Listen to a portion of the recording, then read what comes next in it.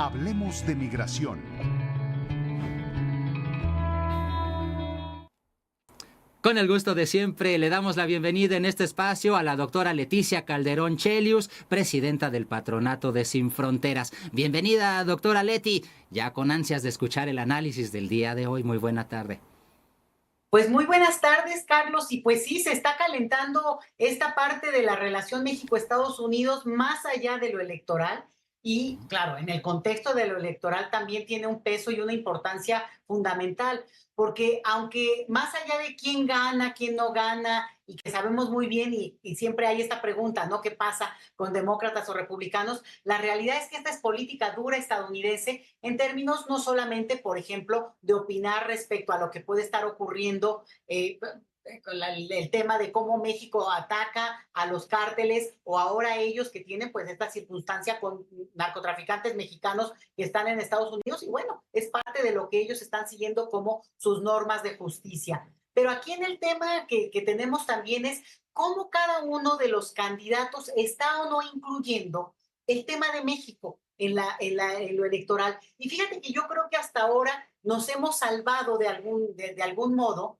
de que esto está en esta discusión más a nivel del embajador que en Salazar, las disputas que puede haber en torno también a los agricultores estadounidenses que ven con recelo ciertas prácticas y que se manifiestan. Pero el punto es que al proceso electoral no ha llegado, por lo menos hasta ahora, como parte de la discusión o del discurso que sí tuvimos en esa primer elección en la que Donald Trump al final resultó ganador. Y tiene que ver con que la elección estadounidense se está ubicando en otros márgenes, en dos discusiones que son centrales. Por un lado, la economía estadounidense. Hoy, a 47 días del proceso electoral en Estados Unidos, pues una de las discusiones que más importa a los estadounidenses es cómo están enfrentando el tema de la economía, su economía inmediata y sobre todo el tema de la inflación que perciben como un impacto muy fuerte en sus bolsillos y habría que discutirlo porque por lo menos en estadística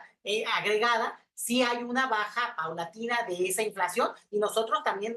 entendemos de eso, ¿no? Pero el detalle está en que entre que están haciendo digamos, manifestaciones enormes, mítines enormes del lado de los demócratas, Kamala Harris está jalando un tipo de apoyos muy populares, muy bien vistos en términos de la opinión pública estadounidense porque son gente muy famosa y entonces eso le está atrayendo como mucha simpatía, obviamente de un cierto perfil del electorado. Por el otro, Donald Trump está haciendo poco en términos de manifestaciones así de este calibre, pero lo que sí es que ya hoy anunció de una manera abierta, y esto podría darle un giro al proceso electoral, el hecho de que él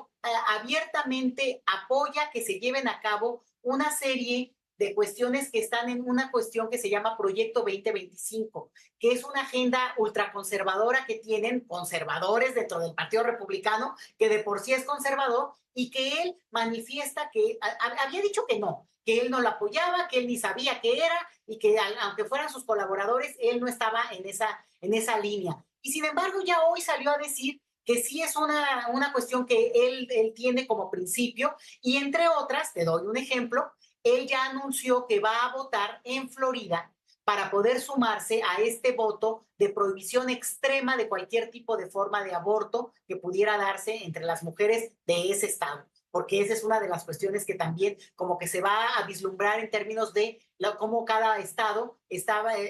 posicionándose frente a este tema que es muy delicado y que quieren poner en términos más amplios a nivel federal, pero ellos insisten en que se pueda discutir y aprobar a nivel de los estados donde hay estados muy conservadores como es el de Florida. Entonces, se calienta ya la elección de una forma mucho más fuerte, con ataques muy frontales. Decíamos que este tema, y con esto quiero yo dejar un mensaje también aquí, Carlos, que levantó mucha polémica y va a seguir levantando polémica. Nosotros ya lo habíamos anunciado, estos comentarios que hizo en su momento Donald Trump y su vicepresidente, su candidato a vicepresidente también, Vance, de que si había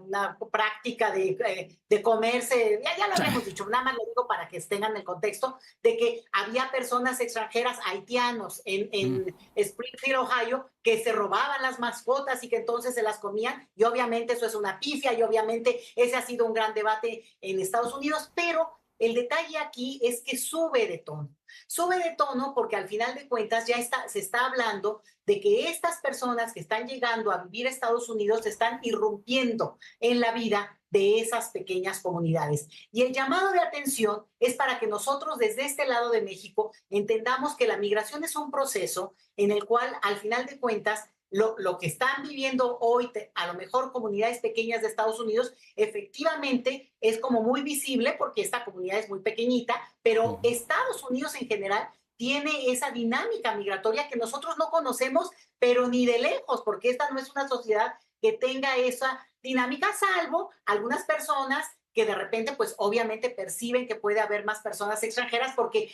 visitan y conviven y transitan y se divierten por algunos rumbos donde ha aumentado las personas que llegan a vivir, pues porque al final de cuentas les gusta o les gustaría convivir más, no solo con los mexicanos, sino con México y lo que sea. Pero lo pongo en el punto aquí porque es de estos temas que contaminan muy fácil el ambiente político y el ambiente social. Y eso es lo que está pasando en Estados Unidos, Carlos. No es solo una cuestión de que toquen o no a México, sino que al final de cuentas ubican un tema en el cual pueden identificar países como México con el tema de lo migratorio, y ahí es donde hay que estar a la expectativa y cuidadosos, y que este tipo de comentarios, más del perfil, ¿qué ocurre en Sinaloa? ¿Qué ocurre en Michoacán? Con algunas circunstancias muy lamentables, no se conecten en ese discurso electorero que muchas veces construye imaginarios totalmente equivocados y que mete a otros que no tenemos nivel en el entierro en ese tipo de debate, Carlos.